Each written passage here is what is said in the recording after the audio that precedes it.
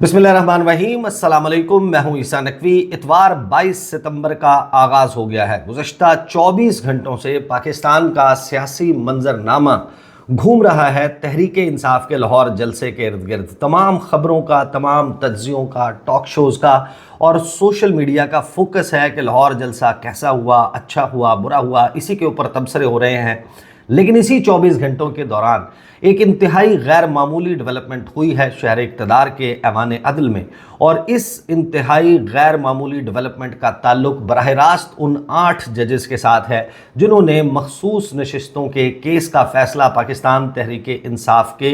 हक़ में दिया। आपको याद होगा कि इस फैसले के आने के बाद बड़े ताबड़तोड़ हमले किए गए थे इन 8 जजेस के ख़िलाफ़। मरीम नवाज़ की वो तकरीर आपको याद होगी जिसमें यह कहा गया था कि ये 8 जजों का टोला, इनके ज़मीर बिके हुए हैं, इनके ज़मीर लिंक्ड हैं, और ये जो करना चाह रहे हैं अपने इस फैसले के ज़रिए, इनके लिए इतना आसान नहीं होने देंगे। इनको इनके साथ आहनी हाथों के साथ निपटा जाएगा। फिर वफाक की सतह पर वज़ीर आज़म से लेके वज़रा तक और फिर पार्लियामेंटेरियंस तक बड़ी बड़ी तकारीर की गई, और ये कहा गया कि ये जो 8 जजेस हैं इन्होंने आइन को रीराइट कर दिया है, इन्होंने आइन को तब्दील कर दिया है, इस फैसले का इतलाक नहीं होगा। ज़राए के ज़रिए तमाम ख़बरें आ रही थी। तो फिर सवाल ये पैदा हो गया कि इन जजेस का रास्ता कैसे रोका जाएगा। एक मामला तो था वो आईनी तरमीम का। वो आईनी तरमीम कहाँ है, किस स्टेज पर है, वो आपको मालूम है। वो हो पाएगी, नहीं हो पाएगी, उसमें भी इफ्स एंड बट्स मौजूद हैं। लेकिन अब जो डेवलपमेंट हुई है ऐवान अदल में, चीफ जस्टिस काजी फ़ाइज़ ईसा की एक इंटरनल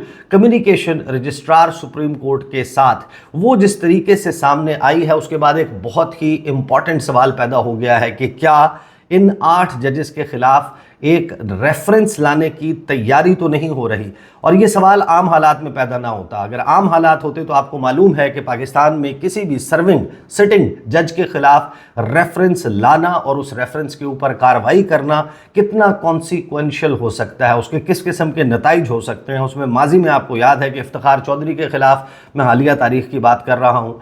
जो लोगों के जहनों में महफूज होगी, एक सदारती रेफरेंस आया था इफ्तिखार चौधरी के खिलाफ, एक रेफरेंस आया था काजी फ़ाइज़ ईसा साहब के खिलाफ, एक रेफरेंस आया था शौकत अजीज़ सिद्दीकी के खिलाफ। और इन रेफरेंसेस के नतीजे में क्या हुआ, क्या उनको सज़ा दी जा सकी, और क्या जो रेफरेंस है उसकी बुनियाद के ऊपर जो भी फैसला किया गया क्या वो ठहर सका। शौकत अजीज़ सिद्दीकी साहब का भी मामला आपके सामने है, वो हट तो गए जो भी हुआ, लेकिन आज मामला जो है वो डिफरेंट नज़र आता है। और फिर उसके जो सियासी नताइज हैं और फिर जो लीगल फ्रेटर्निटी है उसमें किस किस्म के नज़र आते हैं। लिहाजा इस कंक्लूजन पे जंप करना कि इस पे रेफरेंस लाया जाएगा या नहीं जाएगा, लेकिन एक मैदान जो है वो हमवार होता हुआ दिखाई देता है कि इन 8 जजेस के खिलाफ मुमकिन तौर पर रेफरेंस जो है वो लाया जा सकेगा। क्योंकि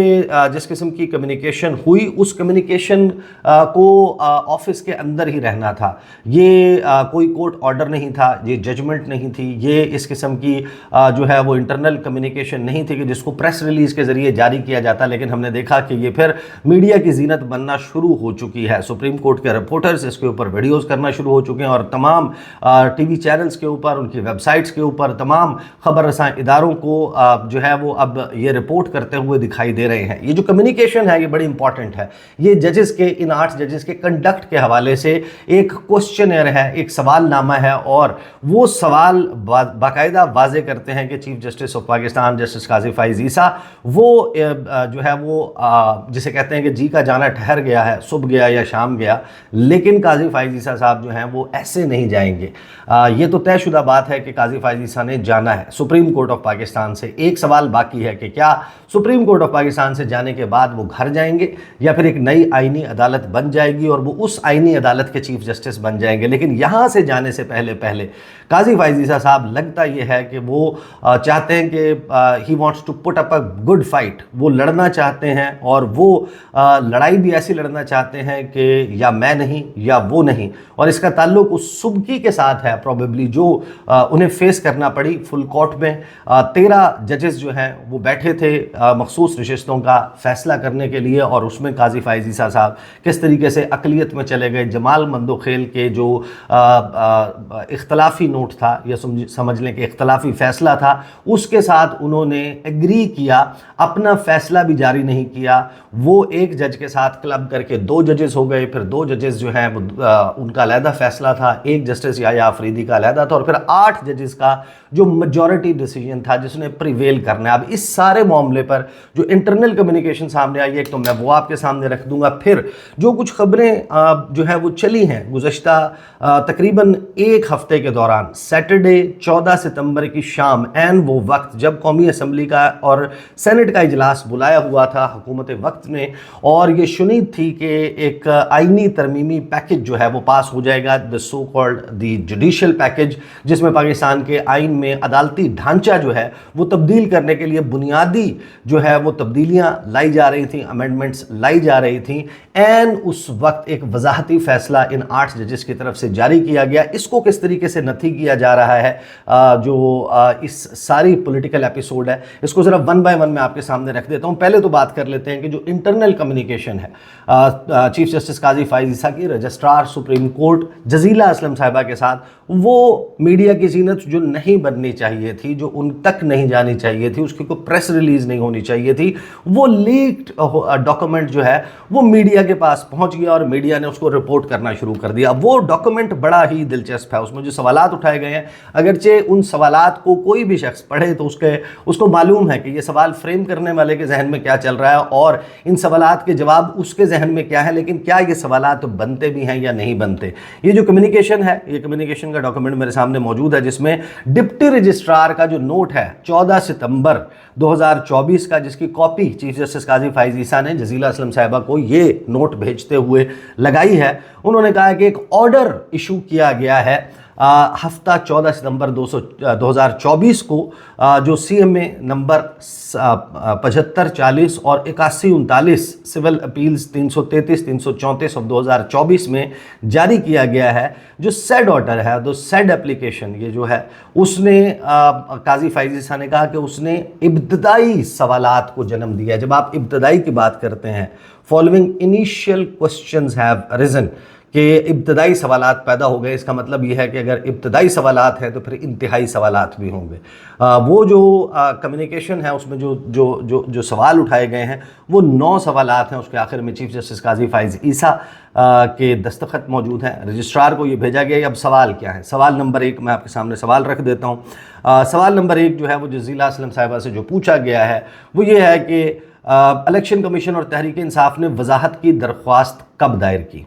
ये जो वजाहत आई थी सुप्रीम कोर्ट ऑफ पाकिस्तान से 4 सफ़ात पर मुश्तमिल सीनियर प्यूनी जज जस्टिस मंसूर अली शाह और दीगर 7 जज साहिबान, जिन्होंने वो 12 जुलाई का फ़ैसला दिया था मखसूस नशिस्तों का, उन तमाम के जो है वो लेटर हेड या उनके नाम के साथ ये जो वजाहती फ़ैसला है या वजाहत जो है वो जारी की गई थी। तो सवाल जो है वो काजी फ़ाइज़ ईसा साहब ने किया कि इलेक्शन कमीशन ने और तहरीक इंसाफ ने दोनों ने 12 जुलाई के इस फैसले के आने के बाद वजाहत की दरख्वास्त कब दायर की थी। तो सवाल नंबर 2 उन्होंने पूछा कि तहरीक इंसाफ और इलेक्शन कमीशन की दरख्वास्तें प्रैक्टिस एंड प्रोसीजर कमेटी में क्यों नहीं भेजी गईं। फिर सवाल नंबर 3 किया गया कि मुतफर्रिक दरख्वास्तें कॉज लिस्ट के बगैर कैसे समाअत के लिए फ़िक्स हुई। सवाल नंबर 4 में लिखा है कि क्या रजिस्ट्रार ऑफिस ने मुतल्लिका फ़रीक़ैन और अटॉर्नी जनरल को नोटिस जारी किया। सवाल नंबर 5 किस कमरे अदालत या चैम्बर में इन दरख्वास्तों को सुना गया। सवाल नंबर 6 दरख्वास्तों पर फैसला सुनाने के लिए कॉज लिस्ट क्यों जारी नहीं की गई। सवाल नंबर 7 ऑर्डर को सुनाने के लिए कमरे अदालत में फ़िक्स क्यों नहीं किया गया। सवाल नंबर 8 ओरिजिनल फाइल और ऑर्डर सुप्रीम कोर्ट रजिस्ट्रार में ऑफिस में जमा हुए बगैर कैसे ये ऑर्डर जो है वो अपलोड हुआ सुप्रीम कोर्ट की वेबसाइट पर। सवाल नंबर 9 ऑर्डर को सुप्रीम कोर्ट वेबसाइट पर अपलोड करने का ऑर्डर किसने किया। तो ये जब आप सवालात अपने सामने रखते हैं कुछ के, मैं सवाल और फिर उसका मुमकिन जवाब काजी साहब के जहन में क्या मौजूद है वो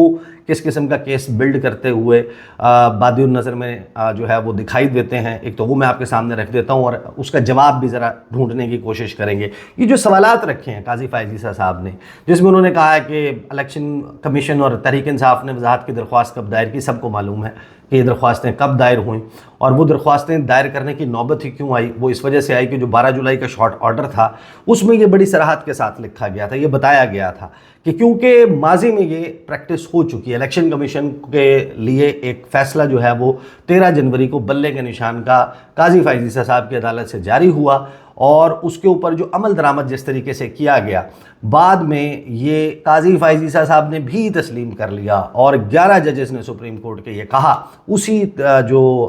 मखसूस नशिस्तों का केस था उस दौरान, और फिर उसके फ़ैसले में ये कहा कि वो जो 13 जनवरी का फ़ैसला था उसकी जो तशरीह है दुरुस्त तरीके से नहीं की और जो उसकी इम्प्लीमेंटेशन है, जो सुप्रीम कोर्ट का फ़ैसला था वो कुछ और था और इम्प्लीमेंटेशन कुछ और हो गई। तो फिर आपको याद होगा कि जो 12 जुलाई का फ़ैसला था उसमें ना 8 जजेस ने कहा कि अब अगर कोई अभाम है, अब अगर कोई चीज़ समझ नहीं आ रही तो इलेक्शन कमीशन ऑफ पाकिस्तान या ये जो लोग हैं वो इस जो इसमें फ्रीकैन हैं वो इन जजेस से इन चैम्बर या कोर्ट के ज़रिए रुजू कर सकते हैं और उनसे वजाहत मांग सकते हैं या उनसे एक्सप्लेनेशन कि क्या करना है हमने अगर कोई अभाम मौजूद है, क्योंकि ये जो फैसला है ये बड़ा क्लियर था। अब सबको मालूम है कि इलेक्शन कमीशन ऑफ पाकिस्तान ने उसके ऊपर अमल दरामद नहीं करना था, वो उनके कंडक्ट से साबित होता हुआ नज़र आया और फिर उन्होंने रुजू कर लिया सुप्रीम कोर्ट ऑफ पाकिस्तान से और उन्होंने कहा कि हमें जो अभाम है, जो हमें समझ नहीं आ रही कि हमने 39 तो कर दिया, अब इन 41 MNAs का क्या करना है, वो उन्होंने जो है वो सवाल कर लिया। अब जो सवाल काजी फ़ायज़ ईसा साहब कर रहे हैं कि तहरीक इंसाफ और इलेक्शन कमीशन की दरख्वास्तें प्रैक्टिस एंड प्रोसीजर कमेटी में क्यों नहीं भेजी गई, तो ये एक अजीब व गरीब सवाल है। प्रैक्टिस एंड प्रोसीजर की जो कमेटी है उसने जो केसेस हैं उनको फिक्स करना है, उसके लिए बेंच फॉर्म करने हैं। ये फुल कोर्ट बन चुका था, इसकी तमाम कार्रवाई कंक्लूड हो चुकी, इसका फैसला आ चुका। उस फैसले में जजेस ने लिखा कि ये 8 जजेस जिनका ये फैसला है अगर कुछ समझ नहीं आ रही तो हमसे पूछ लें। तो पूछने के लिए उन्हीं जजेस से रब्ता करना था, उन्हीं को इन चैम्बर या अदरवाइज़ उनके सामने जो है वो एक अपील रखनी थी। अब क्योंकि उनसे इन चैम्बर या जिस तरीके से पूछा गया उन्होंने अभाम दूर करने का जो है वो फैसला ऑर्डर जो है वो जारी कर दिया। तो ये सवाल करना कि प्रैक्टिस एंड प्रोसीजर कमेटी में क्यों नहीं गया, ये चीफ जस्टिस साहब ने क्यों लिखा है, ये ज़ाहिर है कि उनके जहन के मुताबिक वो क्या वो समझते हैं, वो तो खुद ही एक्सप्लेन कर सकते हैं। फिर आगे सवाल ये किया कि जो मुतफर्रिक दरख्वास्तें हैं कॉज लिस्ट के बगैर कैसे समाअत के लिए फ़िक्स हुई। अब समाअत तो होनी नहीं थी, उन्होंने तो सिर्फ एक्सप्लेन करना था, कोई नया केस नहीं है, उस केस के ऊपर फैसला आ चुका है। तो अब जाहिर है कि आर्गूमेंट्स नहीं लेने, सिर्फ उसी फैसले की जो सुनाया गया उसकी एक्सप्लेनेशन देनी है तफसीली फैसला सामने आने से पहले। तो ये भी एक हैरानकुन बात है कि उसकी समाअत जो है वो काजी फ़ायज़ ईसा साहब पूछ रहे हैं कि वो कैसे फ़िक्स हुई। फिर क्या रजिस्ट्रार ऑफिस ने मुतल्लिका फ्रीकैन और अटॉर्नी जनरल को नोटिस जारी किया, वंस अगेन कि ये नोटिस तो उस सूरत में जारी किए जाते अगर सामने आर्गूमेंट होना होता कि एक साइड और दूसरी साइड एक दूसरे के खिलाफ वकला जो है वो दलाइल देते हुए नज़र आ रहे होते। यहाँ पर सवाल किया गया कि आपका जो 12 जुलाई का फैसला था वो हमें समझ नहीं आया, इसका फलां नुक्ता समझ नहीं आया तो समझा दीजिए। तो उसके लिए नोटिस जारी करना जो है उसका भी एक अगेन जो है वो सवाल मौजूद है कि क्यों किया गया होगा या क्यों किया जाना चाहिए। फिर आगे सवाल नंबर 5, किस कमरे अदालत या चैम्बर में दरख्वास्तों को सुना गया। अब ये सवाल जाहिर है कि एक यू कैन से कि एक वैलिड सवाल है कि कब कहाँ जो है वो ये सुना गया। फिर दरख्वास्तों पर फैसला सुनाने के लिए कॉज लिस्ट क्यों जारी नहीं की गई। ये कोर्ट ऑर्डर जो है वो जो सुनाया गया था वो 12 जुलाई को सुना दिया गया था, वो भी किस तरीके से सुनाया गया था, वो नहीं सुनाया जाना था, उसमें क्या प्रॉब्लम हुआ था, वो सबको जहनों में होगा। बहरहाल ये सवाल जो है वो काजी फ़ायज़ ईसा साहब ने किया। फिर आगे उन्होंने जो सवाल किया है कि ऑर्डर को सुनाने के लिए कमरा अदालत में फ़िक्स क्यों नहीं किया गया। तो जाहिर है कि वो कमरा अदालत में तो फ़िक्स नहीं होना था, वो इन चैम्बर वो चला गया, ये कोई अलहदा से फ़ैसला नहीं था, अलहदा से केस नहीं था, उसी फैसले की वजाहत थी जो पहले से जारी किया गया था। फिर जो है वो ओरिजिनल फाइल और ऑर्डर सुप्रीम कोर्ट रजिस्ट्रार में जमा हुए बगैर ऑर्डर कैसे अपलोड हुआ اور پھر وہ ویب سائٹ کے اوپر کس طریقے سے اپلوڈ ہوا، یہ بڑے امپورٹنٹ سوال ہیں، اور ان کا جواب قاضی فائز عیسیٰ صاحب کے پاس میرے خیال میں تو ہونا چاہیے کہ ان کے خطوط کیسے اپلوڈ ہو جاتے تھے، یا ان کے خطوط جو ہیں ایز سینئر پیونی جج وہ کس طریقے سے میڈیا تک پہنچتے تھے، یا کیا واقعی کوئی وزیر تھیں یا وزراء تھے جو اپنی سیاسی واٹس ایپ گروپس میں رپورٹرز کو یہ انسٹرکشنز کے ساتھ قاضی فائز عیسیٰ صاحب کی کمیونیکیشن بھیجا کرتے تھے کہ اس کو ہائی لائٹ کریں۔ تو یہ تو پھر اب ایک آپ سمجھیں کہ ایس او پی بن گیا، ایک ماضی میں اس کی مثالیں موجود ہیں، ایسے سے لیٹرز، ایسے سے جو چیزیں ہیں جو لکھی جاتی تھیں پرائیویٹلی، انٹر آفس کمیونیکیشن ہوتی تھی، وہ تو پہلے بھی ہوتی رہی۔ بہرحال یہ جب آپ اس